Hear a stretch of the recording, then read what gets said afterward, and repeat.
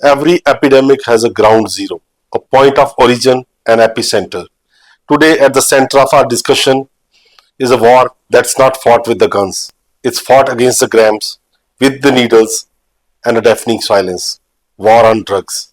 With me is Deepak Khajuria, Pawan Sharma. As we take a plunge into this, first question goes to Pawan Sharma.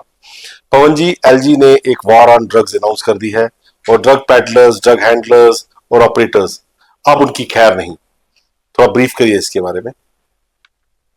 देखिए, ये बहुत पहले शुरू हो जाना चाहिए था, लेकिन देर आए दुरुस्त आए। अब उसके पर अमल भी हो रहा है, पुलिस एक्शन भी ले रही है, लेकिन अभी भी बहुत कुछ करना बाकी है। ड्रग्स, इसके कई पहलू हैं, अलग अलग खित्ते में, अलग अलग गांव में, अलग अलग एरिया में इसके अलग अलग लोग जो हैं वो इससे जुड़े हुए हैं। कोई बेच रहा है, कोई सिर्फ ला रहा है, फिर आगे कोरियर के रूप में काम कर रहा है। ये तमाम एक बड़ा नेटवर्क है जिसको ध्वस्त करने के लिए ये एक्शन बहुत जरूरी था। और चलो, अच्छा हुआ जो समय पर लिया है, लेकिन देर आए दुरुस्त वाली बात है। अब इसके ऊपर एक्शन पूरी तरीके से होना चाहिए ताकि वो नेटवर्क खत्म हो सके जो हमारे घरों तक पहुंच चुका है। दीपक, जैसे पवन जी ने कहा, इसमें मेरे मानना है कि इसमें तीन कल्प्रिट हैं। The one who sells it, another one who consumes it and the third one is people like us, जिनके घरों में कोई कंज्यूम कर रहा है, जब कोई ऐसा है जो इससे ग्रस्त है और हम चुप रहते हैं, साइलेंट रहते हैं, क्योंकि कहीं ना कहीं में इसमें लोक लाज, पड़ोसी क्या कहेगा, फलाना क्या कहेगा, ये फैक्टर रहता है। तो कहीं ना कहीं जो ड्रग का मिनरल्स बढ़ रहा है, इसका ये बढ़ रहा है, कहीं ना कहीं हमारी सोसाइटी जिम्मेवार है। बिल्कुल, हमारी सोसाइटी विकास की सबसे ज्यादा जिम्मेवार है। और मुझे लगता है जैसे आपने तीन पॉइंट्स बताए या तीन लोग बताए, एक जो इसे बेच रहा है, दूसरा जो कंज्यूम कर रहा है, और तीसरा हम जैसा एक आम नागरिक जो चुप है देखकर भी। सबसे ज्यादा अगर ये मैनेस फैला ना जम्मू कश्मीर में तो, और इससे पहले पंजाब में था, तो वो हम जैसे लोगों की वजह से है जो चुप है। क्योंकि जो बेच रहा है ना, वो तो कमा रहा है, उसको पता है वो जहर बेच रहा है, मगर वो कमाई के नशे में है, वो भी एक नशे में है, वो कमाई के नशे में है, इसलिए वो उसको फर्क नहीं पड़ रहा कि ये गलत काम है। जो ले रहा है वो वैसे ही नशे में है, वो वैसे ही नशे में, उसका दिमाग काम नहीं कर रहा, उसका दिल काम नहीं कर रहा, वो इस पर चुप है। मगर सबसे खतरनाक है एक आम नागरिक जिसके परिवार में ऐसा कुछ हो रहा है, आसपास ऐसा कुछ हो रहा है, मोहल्ले में, रिश्तेदारी में हो रहा है, और वो चुप है। वो सबसे खतरनाक है। और इस मैनेस को फैलने में, अपनी जनरेशन्स को तबाह करने में वैसे नागरिक का ही रोल है। और अब जब जम्मू कश्मीर के लेफ्टिनेंट गवर्नर ने एक प्रण लिया है 100 दिन की कैंपेन नशा मुक्त जम्मू कश्मीर, उसमें हम अपनी आहुति जो डाल रहे हैं, ये डिस्कशन करके, इससे पहले लगातार एक हफ्ते से हमने 1 दर्जन से ज्यादा स्टोरीज चलाई हैं। पवन जी ने खास तौर पे एक बड़ी कैंपेन इस पे चलाई है, मैंने 3-4 स्टोरीज की हैं। तो हमारा यही योगदान है एज ए जर्नलिस्ट, मतलब हम लोगों को बहुत सारी चीजों को लेकर अवेयर कर सकते हैं, मगर जैसे आपने कहा समाज को सामने आना होगा। जब तक माता पिता, भाई बहन, रिश्तेदार, दोस्त सामने नहीं आएंगे कि इसको कैसे खत्म करना है, तब तक नहीं होगा। अगला क्वेश्चन पवन जी से। पवन जी, देखो, 2 किस्म की ड्रग्स हैं, एक लाइसेंस है जो फार्मास्यूटिकल्स के थ्रू आती है, और दूसरी है जो इलीगल है। और जब भी इलीगल ड्रग्स पुश होती हैं तो हम कहते हैं कहीं ना कहीं खाकी इन्वॉल्व है, पुलिस की कमजोरी है। जब लाइसेंस ड्रग्स आती हैं, वो लाइसेंस होती हैं पर हैं उतनी ही घातक। तो कहीं ना कहीं बैलेंस कैसे लिया जाए, और जो कंज्यूम कर रहे हैं वो यंग हैं, उस एज ग्रुप में है जब गलत और ठीक का पता नहीं होता, उस प्रेशर में है जब parents are asking them to build their future but there is no future, नौकरियां नहीं है, प्रेशर बहुत ज्यादा है। तो इसको बाइफरकेट कैसे करेंगे आप? देखिए, जैसा आपने कहा ना कि 2 किस्म की ड्रग्स हैं, एक तो लाइसेंस है और एक इलीगल आती है। जो लाइसेंस वाली हैं वो भी ड्रग्स जो हैं वो ब्लैक में बिकती है, जैसे कोरेक्स आई थी, फिर उसके बाद ओपियाइड्स है, बहुत डेंजरस ड्रग्स है पवन जी, ऐसी बात नहीं, बहुत बहुत dangerous synthetic drugs. Pain killers बहुत सी ऐसी हैं जो आती तो लाइसेंस तरीके से हैं लेकिन बिकती ब्लैक में है। बहुत सी ऐसी ड्रग्स हैं जो मेडिसिन हैं, वो डॉक्टर जो है वो बिना लिखे पर्ची पे नहीं देते हैं, जो केमिस्ट हैं वो कहते डॉक्टर से लिखवा के लाइए, लेकिन बाहर 2 नंबर में वो भी बिकती हैं, वो भी लोग कंज्यूम कर रहे हैं। जो नशा करता है उसके लिए ये मायने नहीं रखता कि ये लाइसेंस ड्रग्स है या इलीगल तरीके से आई है। आपको मैं एक चीज बता देता हूं, जो बूट पॉलिश है वो भी एक ड्रग्स के तौर पर नशेड़ी लेते हैं। यहां पर आप यूरिन करते हैं दीवार के साथ, वो जो मिट्टी है नीचे गिरी हुई, जो गंध है उसको भी नशेड़ी एज ए ड्रग्स यूज करते हैं। शिपकली जो आपके घरों के भीतर औरतें देख के भाग जाती हैं, उनको मारा जाता है, उनकी पूंछ काटकर उसको पेपर पे रख के कैंडल से जलाया जाता है नीचे से, और जो पाउडर बन जाता है उसको सिगरेट में भर के पीते हैं, वो भी एक ड्रग्स है। ऐसी बहुत सी चीजें और हैं। एक तो नया आया है ड्रग्स, वो हमने स्टोरी भी की थी, जो आप अपने घरों में फेविकोल के अंदर डालते हैं, एक लिक्विड टाइप की बोतल होती है, उसको पॉलीथीन के लिफाफे में डालकर और उसको ऐसे करके वो अंदर सक करते हैं। वो जो नशा है वो भी खतरनाक है, एडेसिव जो होता है वो भी। तो किस चीज के ऊपर आप लगाम लगा सकते हो? जो नशेड़ी हैं उनके पास बहुत से रास्ते हैं। हाँ, जो हेरोइन है, स्मैक है, चिट्टा है, जो ये सबसे खतरनाक इसलिए है कि इसकी जो लत लग जाती है वो फिर छूटती नहीं है। जी, लगाम लगा सकते हो बहुत बड़ा वर्ड है, लेकिन हमारी गर्लफ्रेंड, हमारी लाइफ पार्टनर, जो हमारा दोस्त हमसे कोई चीज छुपाता है, जो हम शक करते हैं और कहीं ना कहीं इन्वेस्टिगेट करते हैं, हमारे बच्चे का, हमारे अपने का जब बिहेवियरल चेंज होता है, कभी वो कमरे में अकेला रह रहा है, कभी हंस नहीं रहा, फैमिली के साथ नहीं बैठ रहा, पब्लिक प्लेसेस को अवॉइड कर रहा है, शक तो हो जाता है लोगों को। पर लोग बाहर जो बात नहीं लाते, दीपक, कहीं ना कहीं ये इस चीज को बढ़ावा नहीं देता कि मेरा अपना है, नाम खराब होगा। मैंने जो शुरुआत की थी, मैंने तभी आपको कहा कि सबसे खतरनाक हम लोग हैं जो इस मैनेस को फैलने दे रहे हैं। एक अच्छे रेप्यूटेड पेरेंट्स ये सोचते हैं कि अगर हमारे नेबर्स को, हमारे मोहल्ले में रिश्तेदारों को पता चल गया कि हमारे बेटे ने ड्रग्स लिए, तो हमारी इज्जत का क्या होगा।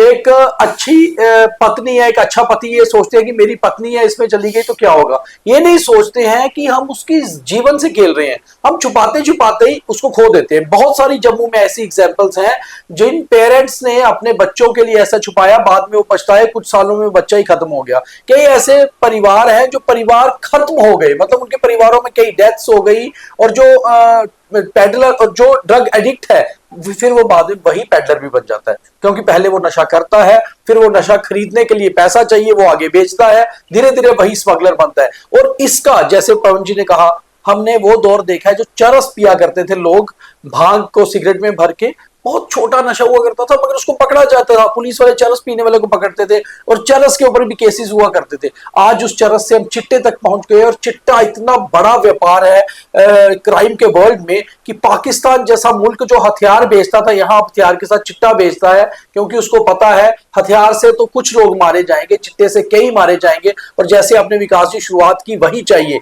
ये जो जंग है ड्रग्स के अगेंस्ट, इसमें हथियार की जरूरत नहीं है, इसमें एक प्रॉपर स्ट्रेटेजी की जरूरत है। और सबसे पहले हमें सामने खड़े होना होगा उठ के कि हमारे परिवार में, हमारी दोस्ती में, हमारे रिश्तेदारी में ये बंदा ऐसा कर रहा है, हमें इसका दुश्मन नहीं बनना है, हमें उस लत का दुश्मन बनना है, इसको वहां से बहुत ठीक दीपक। पवन जी, मैं इसमें एक चीज रोकूंगा। दीपक ने जो बात कही ना सोसाइटी की, उसका बहुत बड़ा रोल होता है।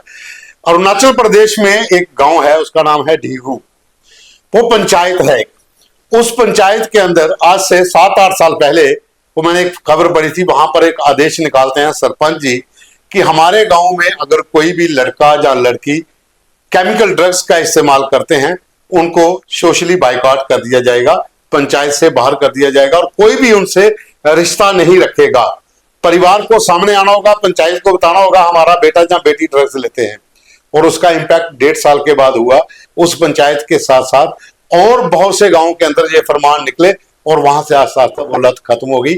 और वहां पर जो ड्रग्स बिकती थी, वो चीरू नाम का एक केमिकल्स होता है, वो ड्रग्स थी जिसे जो भी पीता था वो 1.5 साल के अंदर, 2 साल के अंदर मर जाता था।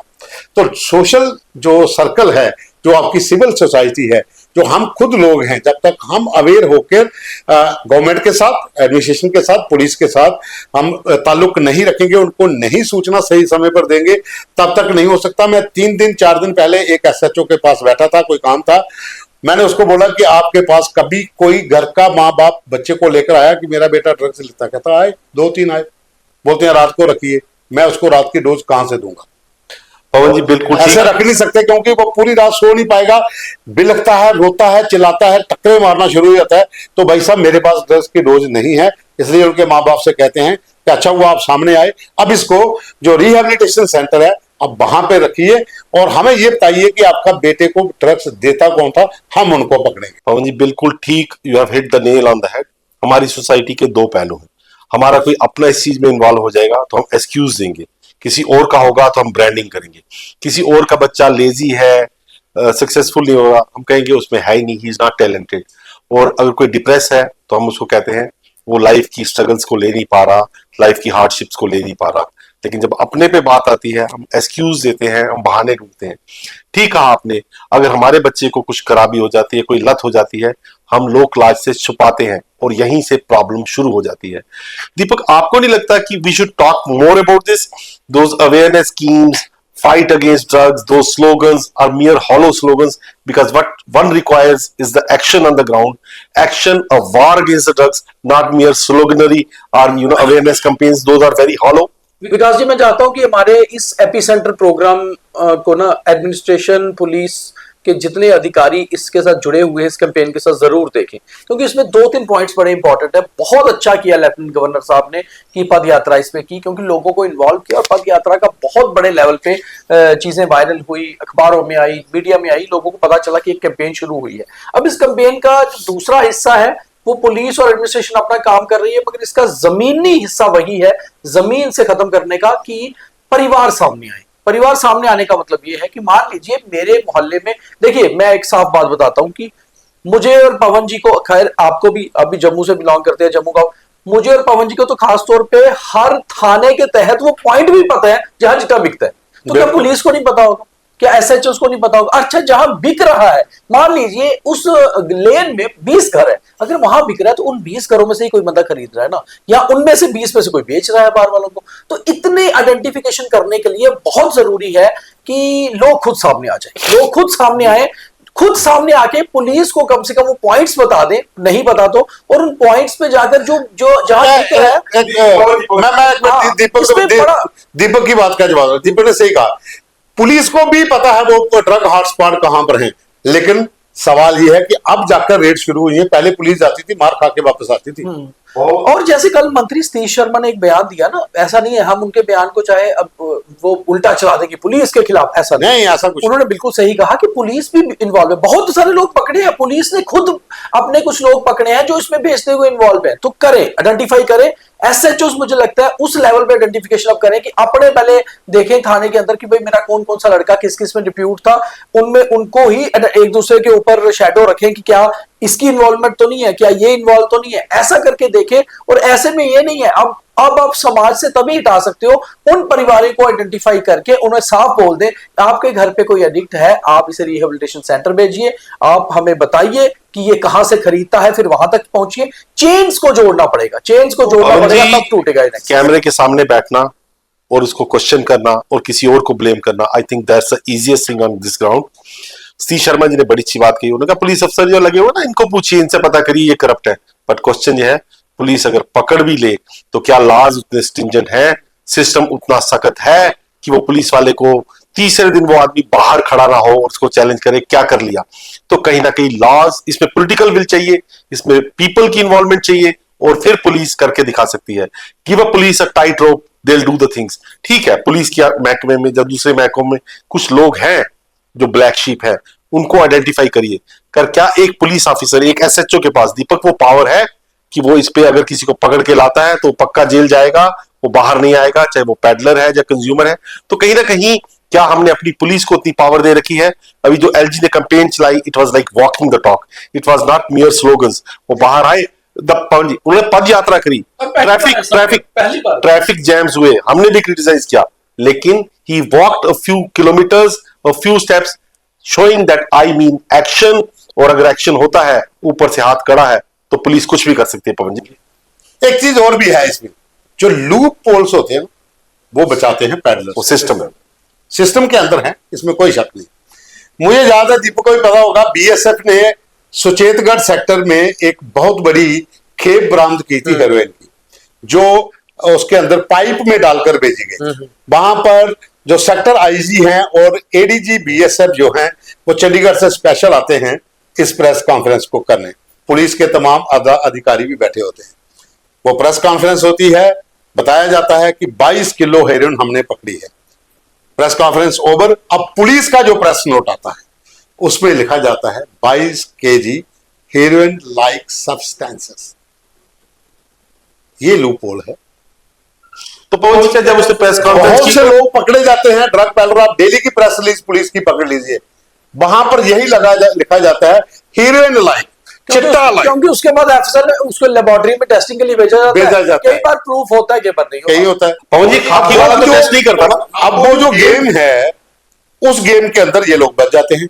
और एक नेटवर्क है, मैंने जो कल भी कहा था, कुछ एक इतना बड़ा नेटवर्क है कि पकड़ने के तुरंत बाद अब आरसपुरा में मीरा साहब में थाना प्रभारी ने नाके के ऊपर एक बंदे को, एक लड़के, 2 लड़कों को पकड़ा मोटरसाइकिल पे। अभी वो पुलिस स्टेशन नहीं पहुंचे थे तो भाई साहब छुड़ाने वाले 4 लोग पुलिस स्टेशन पहुंच गए थे। ये था नेटवर्क। उसमें एक वकील साहब भी थे कि बोले आपने मामला दर्ज करिए, बताइए किस पे जमानत करवानी। दीपक, एक डायरेक्ट क्वेश्चन, हम दूसरे को करप्ट कहते हैं, करप्शन कहीं हमारे घर से नहीं शुरू हो जाती? जब हम अपनी बात छुपाते हैं, पड़ोसी की बात हो वो छुपाते हैं और इन चीजों को सामने लाते हैं, और एज ए सोसाइटी नहीं, एक minute complete, as a society हम कहते हैं मुझे इफेक्ट नहीं कर रही, मेरा बच्चा नहीं है, मेरा रिश्तेदार नहीं है, तो होने दो। तो सोसाइटी को सामने आना चाहिए। एक तो वो पेरेंट्स जिनका बच्चा ड्रग्स ले रहा है और वो पेरेंट्स जिनका बच्चा ड्रग्स बेच रहा है। अब इसमें 2 चीजें बड़ी साफ है। शायद हम कल परसों भी इस पे बात कर रहे थे, क्योंकि आजकल ये कैंपेन 100 दिन की चल रही है, तो यही टॉक ऑफ द टाउन है। आप जम्मू के कोई करीबन 500 ऐसे युवक अलग कर सकते हैं ताल के, जो पिछले 4-5 सालों में अचानक अमीर हो गए, हाँ। कुछ नहीं रहे। अच्छा, आपके मोहल्ले में एक लड़का है, अभी ग्रेजुएशन कर रहा है, उसने थार ले ली, फादर के हैं जी क्लर्क है। आपके मोहल्ले में एक लड़का नया नया ग्रेजुएट है, अनएम्प्लॉयड है, अभी टेस्ट दे रहे हैं, नौकरी कहीं लगी नहीं, काम कोई कर रहा नहीं, 4.5 लाख रुपए का बाइक रख लिया। अच्छा, चश्मे महंगे पहन रहे हैं, शाम को रोज पार्टीज कर रहे हैं, कहां से पैसा आ रहा है? पेरेंट्स भी नहीं देख रहे, मोहल्ला नोटिस कर रहा है। अच्छा, ये वाली चीज जम्मू में हुई है। आप बहुत सारे एरिया में आइडेंटिफाई करिए। आप, मैं कह रहा हूं, महंगी गाड़ियों की एक सूची निकलवा लीजिए, जो मोटर ये अपना गाड़ियों की जो एजेंसीज है, वहीं से लड़कों ने अपने नाम पर गाड़ियां ली हैं, महंगी महंगी गाड़ियां ली हैं, कहां से आई? सबसे पहले तो पेरेंट्स को पूछना चाहिए था। और अगर पेरेंट्स नहीं पूछ रहे तो कम से कम जो इनकम टैक्स डिपार्टमेंट है, जो बाकी डिपार्टमेंट, नजर तो रखें कि ये बंदे के पास इतना पैसा कहां से आ रहा है। दीपक, मैं इसमें चीज, दीपक की बात मैं बिल्कुल सही इसमें एग्री हूं। अभी मेरे पास आईडियो रिकॉर्डिंग भी है, हम सुना नहीं सकते कि वो आइडेंटिफाई हो जाएगा। वो एक बहुत अच्छा मिल्क सप्लायर है, दूध बेचता है, उसकी मुझे कॉल आती है, आईडियो रिकॉर्डिंग भी वो बेचता है। वो कहता है कि मुझे और मेरे 2 बेटों को 12 साल से हम लोग दूध बेच रहे हैं, मवेशी बहुत रखे हुए हैं, हम इतनी कोठियां नहीं बना पाए जितना एक बंदे का उसने नाम लिया, कहता उसका भी काम दूध बेचने का है। लेकिन वो 2-3 भाइयों ने आरसपुरा सेक्टर में 2 साल के अंदर 3 कोठियां बना दी, जिनकी कीमत 6 करोड़ होगी। तो कहता हम लोग दूध बेच के अभी तक 1 कोठी नहीं बना पाए। तो क्या खाली दूध से कोठियां बन रही है, या दूध के साथ दूसरा भी चिट्टा चल रहा है? क्योंकि कोई भी बिजनेस ऐसा नहीं है जो रातों रात अमीर बनाता है। हाँ, मेहनत से अमीर बनना गलत बात नहीं है, मगर वो साल दर साल उसकी तरक्की दिखती है। अचानक, मैंने आपको कह दिया ना बाबू जी, साफ सी बात है, आप भी एग्री कर गए कि जम्मू में 500 लड़के ऐसे आइडेंटिफाई हो जाते हैं, एक लिस्ट बन जाती है, जो अचानक अमीर हो गए 3-4 सालों में। और 3-4 सालों में ऐसा क्या कर दिया उन्होंने? करते कुछ नहीं है। और आप उनको पूछिए ना, वो क्या काम करते? कुछ नहीं। दीपक, अब जब एलजी साहब ने एक कदम आगे बढ़ाया है, मुझे लगता है सिस्टम पुलिस टाइट होगी, और जो ड्रग बेचते हैं, जो ड्रग माफिया है, उसके ऊपर एक टाइट नूज कसी जाएगी। पर प्रॉब्लम वहां खत्म नहीं होती। ये प्रॉब्लम को कर्व करने का, उसको सिस्टमेटिकली कंट्रोल करने का एक तरीका है, but consumption still remains an issue. आपके घरों में जो लोग लेते हैं, आपके जानने वाले हैं, उनको सिस्टम में वापस लाना। देखो दीपक, अगर मैं आपको कह दूं पवन जी की 30 दिन के लिए मीठा छोड़ दो, शुगर छोड़ दो, आपको 5वें 7वें दिन उसकी ऐसी क्रेविंग होगी, आप कोई ना कोई चोरी करके, चीट डाइट करके मीठा खा लेंगे। तो ड्रग्स को छोड़ पाना इतना आसान नहीं है। Society, family as a whole have to stand with the one who's consuming and say you are important, गलती हो गई, हम सब तुम्हारे साथ हैं। तो कहीं ना कहीं इसमें काउंसलिंग, पेरेंटिंग का बहुत बड़ा योगदान है। पवन जी, आपको नहीं लगता कि इस वक्त इसके ऊपर अवेयरनेस जो है वो ड्रग्स के अगेंस्ट तो है, पर कोई ड्रग्स में चला गया है, उसको बाहर कैसे लाना है, उस पर ज्यादा काउंसलिंग करनी पड़ेगी? देखिए, इसके लिए 2 चीजें हैं। एक तो आपके पास रिहेबिलिटेशन सेंटर कोई जाता नहीं पवन जी वहां? जाते हैं कुछ लोग। अब पुलिस स्टेशन जो पुलिस लाइन के भीतर है, वहां पर अब काफी लोग हैं। मिश्री वाला में है, वहां पर भी लोग हैं, कुछ बाहर आउट ऑफ JNK कठुआ में में है, है, कठुआ में भी है, पठानकोट एरिया में है। पठानकोट एरिया में है। और साथ में एक चीज इसमें और भी है कि एक संगठन है जम्मू में, जिसे जोरावर सिंह जम्वाल चलाते हैं, टीम जम्मू जिनका नाम है, उनके भी एफर्ट्स हैं कि लोगों को आइडेंटिफाई करके रिहेबिलिटेशन सेंटर तक लेके जाते हैं। सवाल ये नहीं है जहां पर ये काम खत्म नहीं होता है। इसके लिए अभी एक अलका शर्मा है, वो काउंसलर हैं बहुत अच्छी, डॉक्टर रमेश हैं, वो भी अच्छे काउंसलर हैं, उनसे कई बार बात हुई, उन्होंने कहा कि ड्रग एडिक्ट जो हैं उनके साथ काउंसलिंग हम करें परिवारों के साथ बैठ के। यही तो बात पवन जी मैंने कही। जब काउंसलिंग का प्रोसेस शुरू होगा, गवर्नमेंट को इसके लिए काउंसलर अपॉइंट करने चाहिए। जरूरी नहीं कि आप उनको बहुत ज्यादा सैलरी दे दीजिए, आप आइडेंटिफाई करिए कौन से अच्छे काउंसलर्स हैं, उनके साथ इनकी क्लासेस करिए। जब वहां पर ये लोग बैठेंगे थोड़ा बहुत मोटिवेट होंगे। और उसके साथ ही पहले उन लोगों की निशानदेही बहुत जरूरी है जहां एक नहीं बेच रहा, पूरा परिवार बेचता है। जम्मू शहर के भीतर भी हैं, पुलिस को भी पता है, उनके ऊपर जब लगाम लगेगी, गली के अंदर किसी की हिम्मत नहीं है उस परिवार के खिलाफ रिपोर्ट करवाने की। वो गुप्त तरीके से करवाएंगे तो ठीक है, लेकिन पुलिस के सर्कल से ही पता चल जाता है उन लोगों को किसने करवाई है। वो वाला नेटवर्क भी ध्वस्त करना होगा। काउंसलिंग तो ठीक है, अच्छी बात है, आप कर लीजिए, लेकिन पुलिस को, एडमिनिस्ट्रेशन को अब इसके ऊपर जिस तरीके से काम हो रहा है इससे और ज्यादा सख्ती से काम करना पड़ेगा। पॉलिटिशियंस को भी इसकी सपोर्ट करनी पड़ेगी, ब्यूरोक्रेट्स को भी करनी पड़ेगी, तमाम लोगों को खुलकर आना पड़ेगा। देखिए, जरूरी नहीं है कि एक का बच्चा अगर आज ड्रग्स ले रहा है तो कल को पॉलिटिशियन का नहीं लेगा या पुलिस अफसर का नहीं लेगा। ये ड्रग्स है, ये घर नहीं और रुतबा नहीं देती। छोटी सी सलाह है जम्मू पुलिस को और ANTF को मेरी तरफ से, अगर वो समझ पाए इस चीज को, एक बड़ा इजी तरीका है।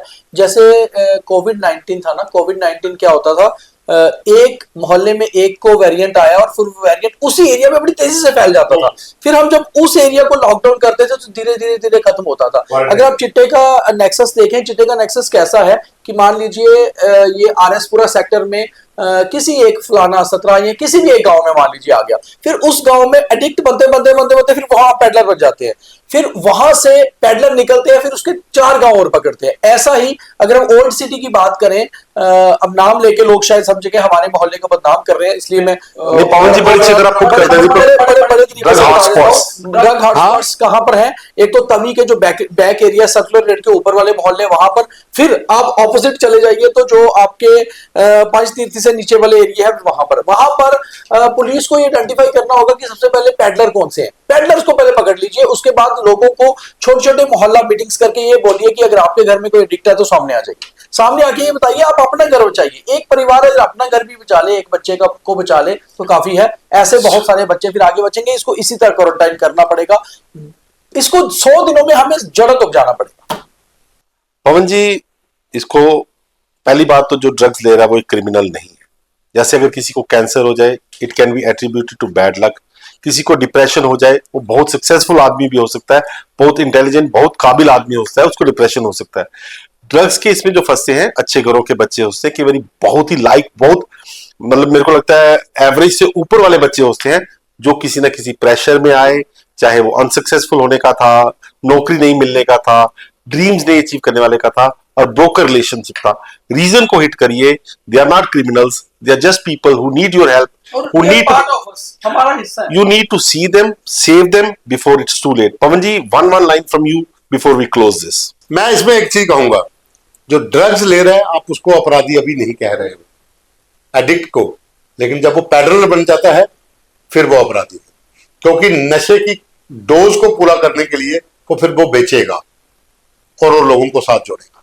इसलिए मैं पवन जी की बात को आगे बढ़ा के और एंडोर्स करके यहीं पर खत्म करता हूं कि बेसिकली क्या है, एडिक्ट को बचा लीजिए। आपने एक स्मगलर बनने से एक शख्स को बचा लिया, और बड़ी बात है क्योंकि जब वो पैडलर बन जाता है तब उसे डबल नशा हो जाता है, शॉर्टकट पैसे का और ड्रग्स का। और शॉर्टकट पैसे का नशा बहुत गंदा है, क्योंकि मैंने जैसे आपको बोला, जब आप कुछ भी किए बिना पैसे कमा रहे हैं और ड्रग्स भी ले रहे हैं तो फिर और क्या चाहिए। इसलिए एडिक्ट को निकाल लीजिए, उसे एक अच्छी लाइफ की तरफ ले जाइए, और सबसे बड़ा रोल परिवार का।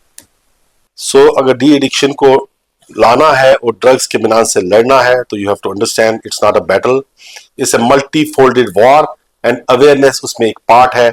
It doesn't complete it just helps it, but कहीं ना कहीं we as a society have to open our eyes that it exist, accept ये हमारे घर में भी हो सकती है, चाहे वो ड्रग पैडलर हो या ड्रग्स लेने वाला हो। सो अगर वॉर है तो उसमें सबको एक होना पड़ेगा, तभी इसका सोल्यूशन मिलेगा. Hope we cannot give you a solution but we have raised a question. अगर आप तक पहुंचा है वी आर सक्सेसफुल, अगर नहीं पहुंचा will try again. That was epicentre for today.